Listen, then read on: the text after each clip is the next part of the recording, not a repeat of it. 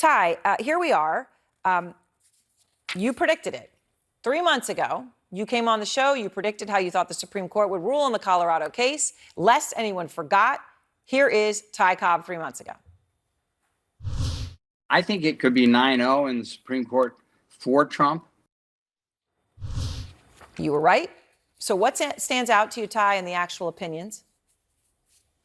So I thought the opinions were solid. I think the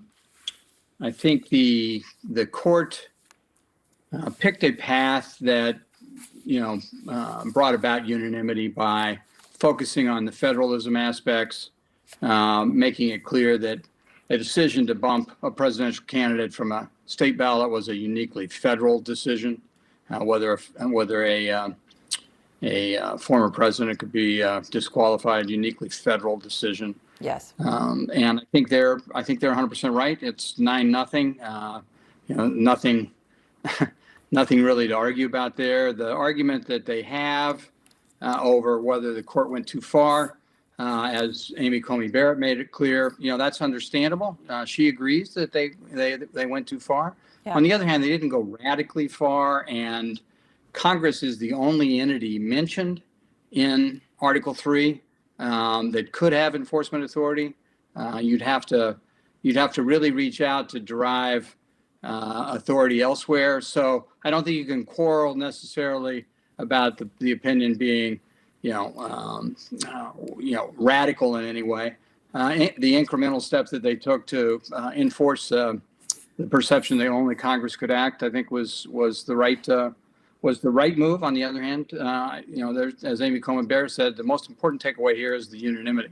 Yes, and that is important. And whether you like the ruling or not, something I hope people can celebrate, that those justices who clearly disagreed, for example, on the issue of presidential immunity and how to handle that, did come to a unanimous decision here and were able to do that.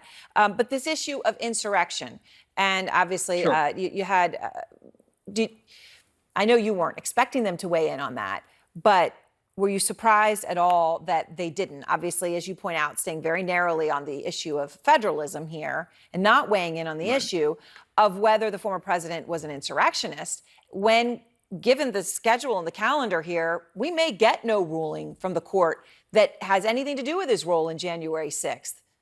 This might have been the only option.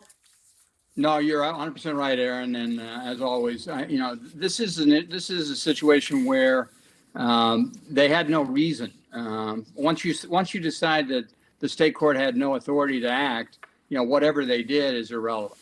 No, there was no reason to parse it. And I will say, people forget that on the insurrection side, it's not as difficult as some pundits have suggested, that insurrectionists are going to be running wild. There is a statute. Congress has already acted, 18 U.S.C. 2383, which criminalizes insurrection and disqualifies people who are convicted under that statute. Should Biden's Justice Department want to pursue that, they could do that.